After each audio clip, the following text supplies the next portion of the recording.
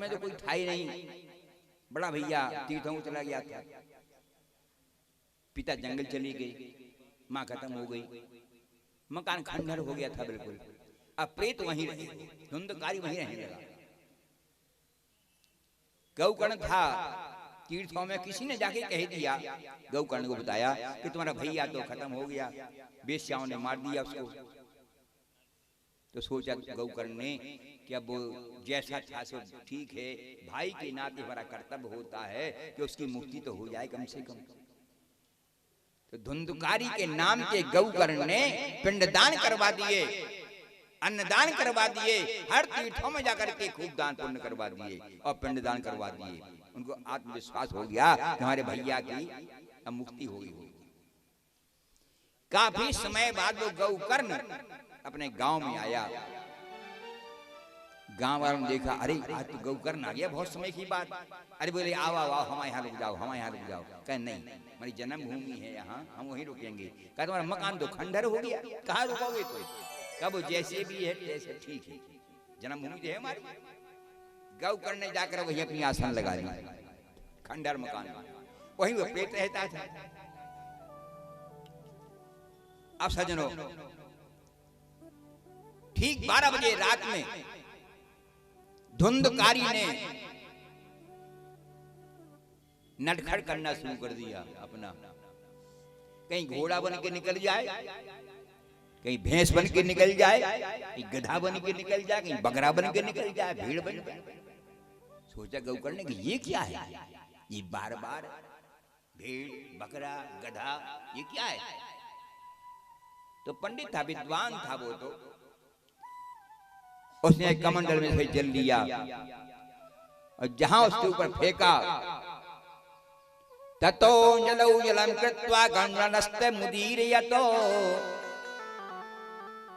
ततो जलौ जलम कृत्वा गौकर्णस्ते मुदीरयतो तस्यैका तद्पापो सोमचक्र में। जहां जल फेंका उसके ऊपर, कौन है तू? बोल बाबा, ये कहीं घोड़ा कहीं बकरा क्या है, कौन है तू? वहां से आवाज आती है, अहम भ्राता तदीयोस्मि।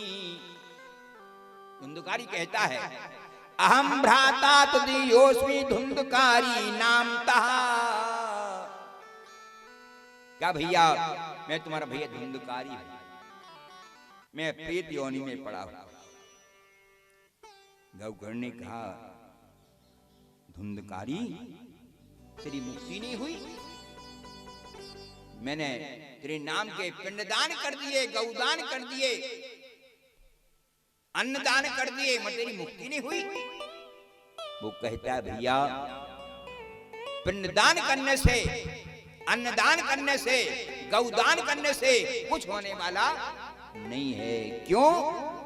कर्मणो नास्ति संख्या में महाज्ञाने विवर्तिनः।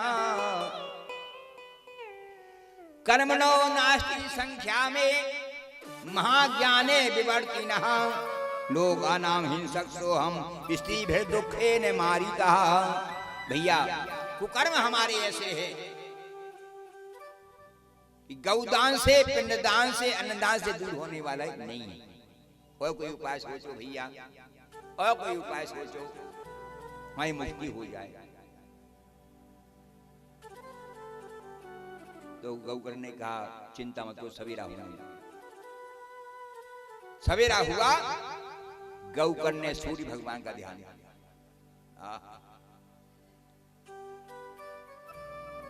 जो सच्चे मन से ध्यान होता है देवताओं का, देवता आ जाता है। और देवता सुनते भी हैं, वो तो हम और आप सुनाते नहीं हैं देवताओं को। देवता क्यों नहीं सुनते? जो देवताओं को चाहिए है वो तो हमारे पास है नहीं, और जो नहीं चाहिए वो हमारे पास है। देवता क्या चाहते हैं कि निर्मल मन जन सो मोहि पावा, मोह कपट छल छेदन भावा। तुम्हारी आत्मा का भाव, निर्मल मन सो जन मोहि पावा। आत्मा कपट भाव नहीं होना चाहिए, कपट भाव नहीं, अब वही हमारे पास है। और कहते हैं देवता सुनते नहीं है, भगवान सुनते नहीं है, काय को सुने वो? अंदर कपट भाव रखा है, भाव नहीं तुम्हारा। देखो भागवत तो फिर ठीक है, आज के युग में सत्यनारायण की कथा भी फल देती है। आप तो करवाती है ना, होती ना कथाएं, सबके यहाँ होती होंगी। आज के युग में सत्यनारायण की कथा भी फल देती है, मगर जैसा उसमें लिखा है वैसा करो तब। जैसा उसमें लिखा है कहां करते हैं? सुनते तो हो, तुम क्या लिखा उसमें बताओ। सत्य कह रहा हूं मैं, जो भी काम ना हो आपकी, जैसा उसमें लिखा है वैसा आप करो, कामना तुम्हारी पूरी हो जाएगी। ये तुम एक कथा नहीं, हजार कहते रहो, कच्ची भागनी कच्ची हो। ऐसी कथा करे से कोई फायदा नहीं था। तो भगवान की प्रेरणा से ही गिलानी हुई, बोले भक्तवत्सल भगवान की। नहीं तो ऐसा होते नहीं कि बुढ़ापे में विचार बनेगा हमारे बाल बच्चे हो जाए, तो इस दुख की बात। ये लीला भगवान की, ये प्रभु की लीला है। भगवान को आना था संसार सागर में, लीला करना थी। भगवान का नियम है, यदा यदा ही धर्म से गिलानल भवती भारतो अभ्युत्थानम धर्म से आत्मानम सृजाम्यहम्। प्रत्याणाव साधूनां विनाशाय च दुष्कृतां धर्म संस्थापनार्थाय संभवामि युगे युगे। तो प्रभु का नियम है, तो प्रभु भगवान को आना था। तो प्रभु की प्रेरणा से ही गिलानी हुई। ऐसे ही अगर परीक्षित को श्राप नहीं हुआ होता, या गौर करना समझने की बात, परीक्षित को श्राप नहीं हुआ होता तो गंगा किनारे नहीं जाते। काय को जाते? अब वहां नहीं जाते, सुखदेव जी कथा नहीं सुनाते, तो आज हमको तुमको कथा कैसे मिल जाती? बोलो भगवत्सल भगवान की। ये सब लीला भगवान, ये सब हमारी आपके पीछे ऐसा योग बना। तो परीक्षित इनको श्राप, इनसे गलती हो जाए, ये सब प्रभु की कृपा है, प्रभु की प्रेरणा से ही सब। नहीं तो परीक्षित एक ऐसे राजा थे जिनके राज में चारों सुख शांति का साम्राज्य था। बड़ी धार्मिक राजा, गौ सेवा करते थे, ब्राह्मणों की सेवा करते थे, संतों की सेवा करते थे, प्रजा का पालन पुत्र की तरह करते थे। ऐसे राजा से गलती, ये सब लीला भगवान की है बस।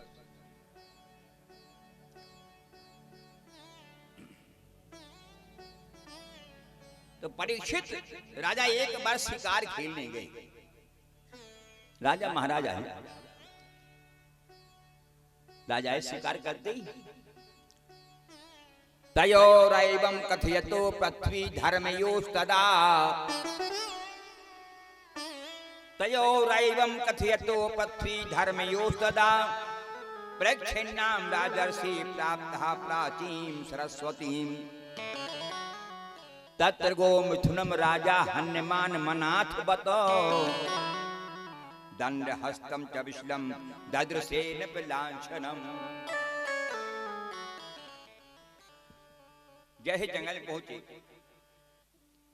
क्या देखा?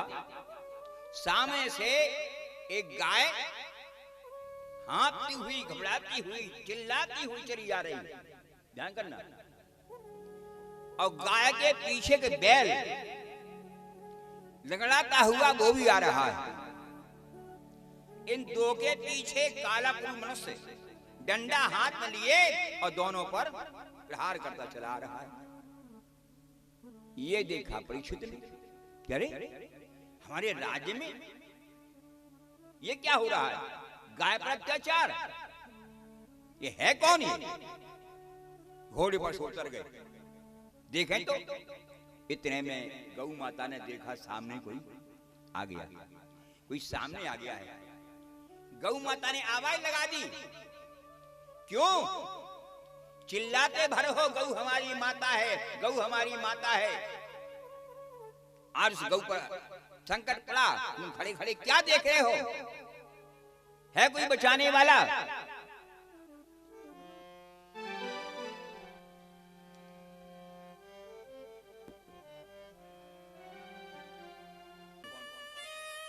मैं हूं धरती, मैं पृथ्वी हूं जो गौ का रूप धारण किए हूं मैं।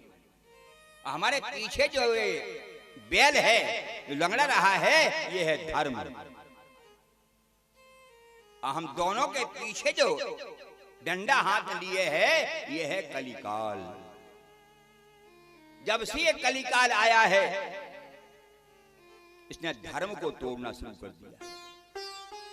ये बैल जो है धर्म है। ये आजकल वास्तव में वही तो हो रहा है, धर्म को तोड़ा जा रहा है जगह जगह। ये कलिकाल वही तो काम कर रहा है। तो महाराज इतना अत्याचार कर रहा है कलिकाल कि मैं तो थर थर कांप रही हूं बिल्कुल। हमसे पाप का भार सहन नहीं होता, क्योंकि धरती जो है भैया ये धर्म से टिकी रहती है। धरती धर्म से टिकी रहती है, ये पाप का भार सहन नहीं कर पाता।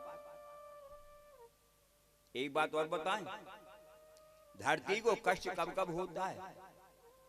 धरती को कष्ट कब कब होता है? गौर से सुनना। ब्राह्मणश्चे गुदा संघम, ब्राह्मणश्चे गुदा संघम, शालिग्रामश्च पुस्तकम, ना सहिते मेदिनी भारम, कामिन्याम कुछ मंडले। अगर पंडित ब्राह्मण बगैर आसन के नीचे बैठता है धरती में, तो धरती को बहुत कष्ट होता है।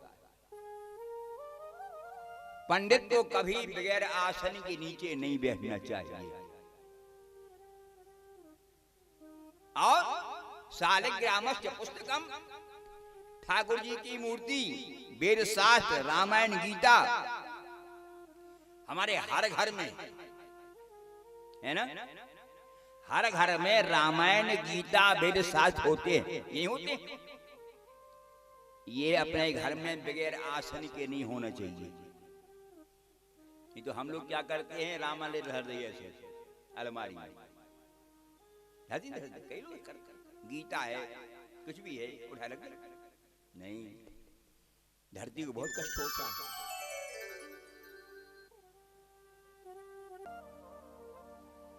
अब यहां मर्यादाएं बनी संसार में, तो हम सबको मर्यादा का पालन करना है, उस हिसाब से चलना है, तो संसार का काम चलेगा। इसलिए हमारे यहाँ ये मर्यादाएं हैं। नहीं तो वहां तो भैया सब एक है, चलो चलो चाहे कोई। तो सुखदेव जी कहते हैं परीक्षित, जब ये मानव मानवता भूल जाता है, दानवता की राह पकड़ लेता है, तो जब जब होए धर्म की हानि, बाढ़ असुर अधम अभिमानी, तब तब धर हरि विविध शरीरा, हरहि कृपाण सज्जन पीरा। यदा यदा हि धर्मस्य ग्लानिर्भवति भारतो अभ्युत्थानं धर्मस्य तदात्मानं सृजाम्यहम् प्रत्राणाय साधूनां विनाशाय च दुष्कृतां धर्म संस्थापनार्थाय संभवामि युगे युगे। प्रभु के अवतार होते हैं। जब ये मानव राह भूल जाता है, तो मानव को राह दिखाने के लिए भगवान के अवतार होते हैं। सुखदेव जी कहते हैं, ये देखो भगवान जितने अवतार हुए हैं, भगवान को कोई शौक नहीं है कि चलो भैया अवतार ले अपना आनंद ले, चलो। भगवान को कोई शौक नहीं है कि चलो अपन अवतार लें और फिर खेले अपन। नहीं, जितने अवतार भगवान के हुए, सुखदेव जी कहते हैं परीक्षित, सब मानव मात्र को इशारा करने के लिए, तेरे मानव तू संसार में आया है, इसको क्या करना है, कैसे रहना है, परिवार में कैसे रहना है, गांव बस्ती में कैसे रहना है, विश्व में कैसे रहना है, क्या करना है। ये सब शिक्षा देने के लिए भगवान के अवतार होते हैं। पहला अवतार भगवान का कौन सा हुआ? सुखदेव जी कहते हैं, साये प्रथमम देवः कौमारम सर्गमासिता, साये प्रथमम देवः कौमारम सर्गमासिता, चा दुश्चरम ब्रह्मा ब्रह्मचर्ये मखंडितम। पहला अवतार भगवान का हुआ है सनक सनंदन सनातन सनत कुमार। कौन सा? सनक सनंदन सनातन सनत कुमार। ये पहला अवतार है भगवान का। ये चार भैया, ये 5 साल के रहते हैं, 6 के होते ही नहीं। ये चारे भैया 5 से 6 के नहीं होते, 5 ही के रहते, चाहे 1000 वर्ष हो जाएं, ये 5 ही के रहते। अब बता, ये अवतार से का शिक्षा दी भगवान ने? हा? इस अवतार से क्या शिक्षा दी? ये चारों भैया 5 ही साल के रहते हैं, 6 के होते ही नहीं। तो भगवान ने इशारा किया, रे मानव, तुम भी 5 साल का बन गिरे संसार में, तू 5 से 6 का हो ही नहीं। अब बताओ कैसे हो जाए हम ऐसे? हम 6 के हो गए, तू हमसे क्या? राधा रमण हरि गोविंद बोलो, राधा रमण हरि गोविंद बोलो, राधा रमण हरि गोविंद बोलो, राधा रमण हरि गोविंद बोलो, गोविंद बोलो हरि गोपाल बोलो, गोविंद बोलो हरि गोपाल बोलो, गोविंद बोलो हरि गोपाल बोलो, गोविंद बोलो हरि गोपाल बोलो, राधा रमण हरि गोविंद बोलो, राधा रमण हरि गोविंद बोलो, राधा रमण हरि गोविंद बोलो, राधा रमण हरि गोविंद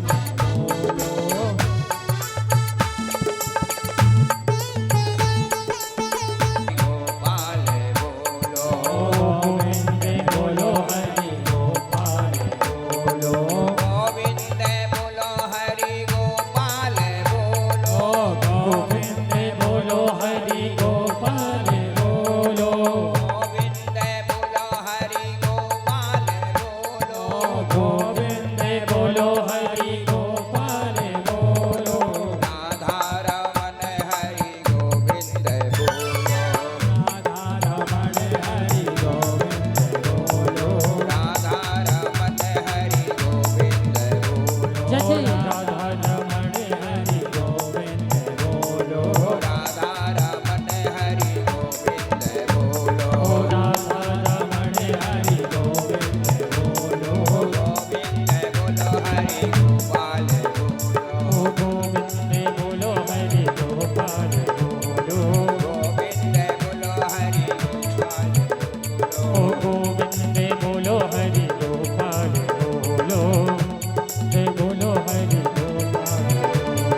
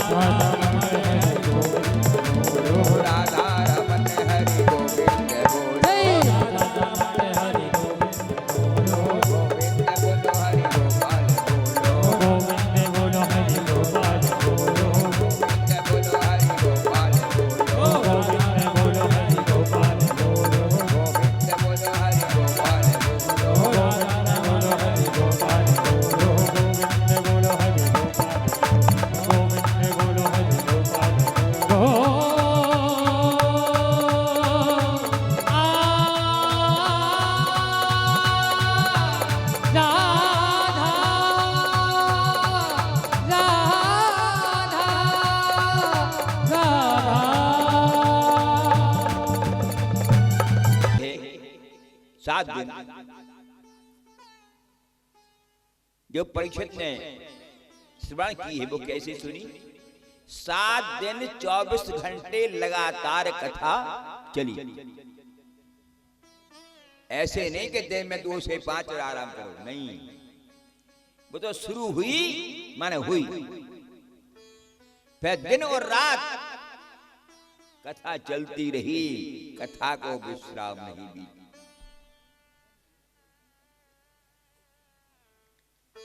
तो सुखदेव जी का परीक्षित ये बात बताओ, मैं तो योगी पुरुष हूं, मेरी तो बात छोड़ो, मैं तो 7 दिन क्या 7 वर्ष भी बैठा रहूं तो कोई फर्क पड़ने वाला नहीं। तू तो गृहस्थाश्रम वाला व्यक्ति है। मुझे बड़ा अचंभा हो रहा है कि 4 दिन से तुम लगातार एक आसन पर बैठा और 24 घंटे कथा सुन रहा है, पर तुमने ये नहीं कहा कि थोड़े रुक जाओ, हम जलपान कर लें या कोई क्रिया को उठ जाए? बिल्कुल नहीं। क्या बात? परीक्षित ने बहुत अच्छा जवाब दिया।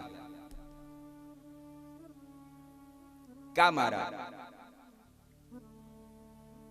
आपने जो शुरू में कहा था कि ये कथामृत है, ये मृत लोक का कथामृत है, जिसको तुमने देवताओं को इनकार कर दिया था और देवता अमृत लेके भाग गए थे। तो आपने बताया था कि ये कथामृत है। तो जब हम 4 दिन से कथामृत पान कर रहे हैं और जो व्यक्ति अमृत पान करेगा उसको कहां भूख और कहां प्यास? बोले भगवत भगवान, उसको कहां भूख कहां प्यास? तो सुखदेव जी बोले वाह परीक्षित, वाह, कथा सुनो तो ऐसे सुनो, इस भाव से सुनो। किस भाव से? कि मैं कथा अमृत पान कर रहा हूं, कथा का कथा सुन रहा हूं, मगर मैं कथा अमृत पान कर रहा हूं। जो इस भाव से सुनता है उसका कल्याण हो जाता है। बोलो भक्तवत्सल भगवान की। तो सुखदेव जी कहते हैं परीक्षित, कल मैंने कुछ अवतारों के विषय में कथा सुनाई थी तुमको कि भगवान को अवतार लेने का कोई शौक नहीं है कि चलो भाई अवतार लें और आनंद लें ना। ये मानव के पीछे, हमारे आपके पीछे भगवान के अवतार होते हैं और अवतार लेके हमको इशारा कर जाते हैं कि रे मानव, तुमको संसार में कैसे रहना है, क्या करना है, तुम्हारा कर्तव्य क्या है। ये सारी शिक्षाएं भगवान अवतारों से देते हैं।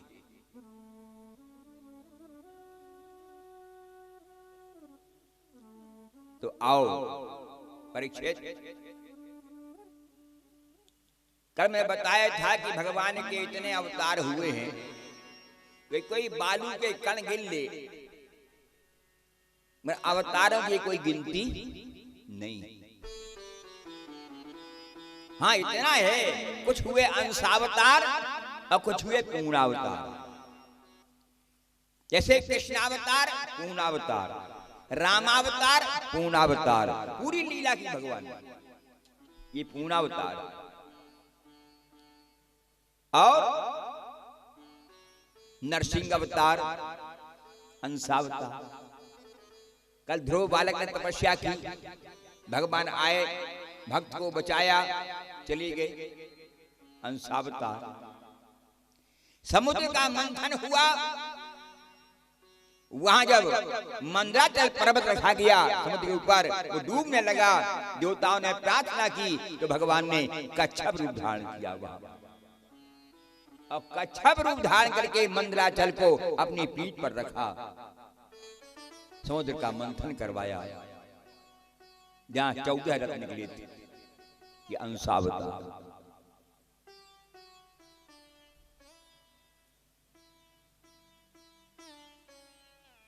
प्रहलाद को खंबे से प्रकट होकर भगवान ने नरसिंह रूप से बचाया, अंशावतार।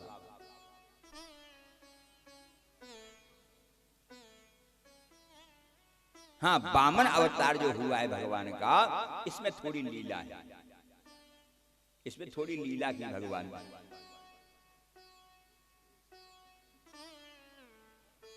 देवताओं की प्रार्थना करने पर महाराज ये बलि जो है यज्ञ कर रहा है, कैसे के स्वयज्ञ हो गए तो इंद्रासन चला जाएगा। इंद्र बहुत डरपोक होता है, हाँ? डर रहता है उसको, कोई इंद्रासन न ले ले हमारा, कोई इंद्रासन न ले ले हमारा। चाहे एक बात और बताया, बड़ी प्यारी बात,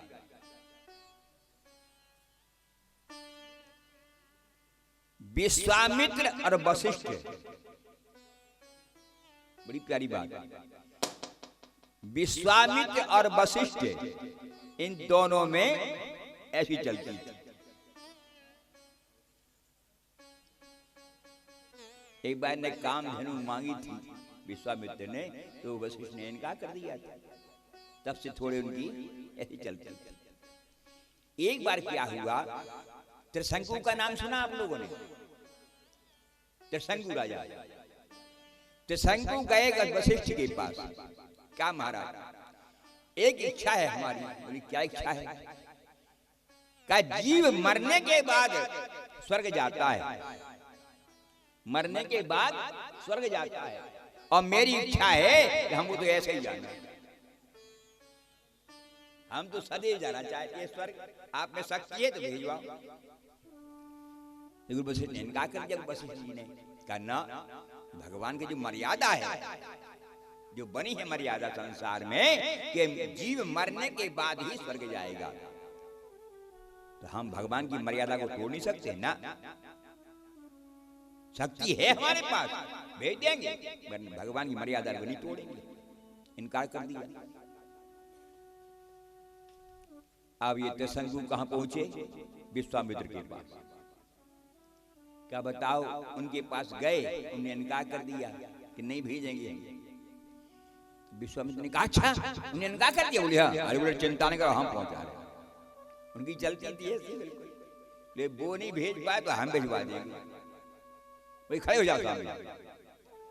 तो त्रिशंकु को सामने खड़ा कर दिया, और जहां विश्वामित्र ने हाथ में जल लिया, मंत्र का जहां प्रयोग किया और जहां जल फेंका त्रिशंकु के ऊपर, मंत्रों में भैया बहुत शक्ति होती है, मंत्रों में बहुत शक्ति होती है।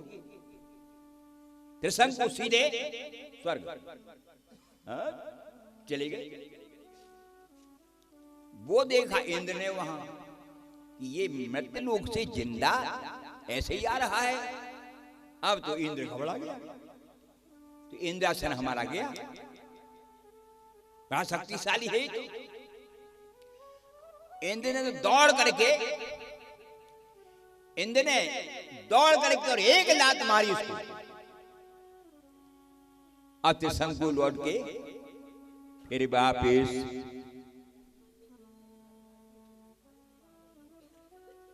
और जहां वो नीचे आया कि अब तो मर गए हम, बीच में ही आके चिल्लाया, अरे गुरु बाबा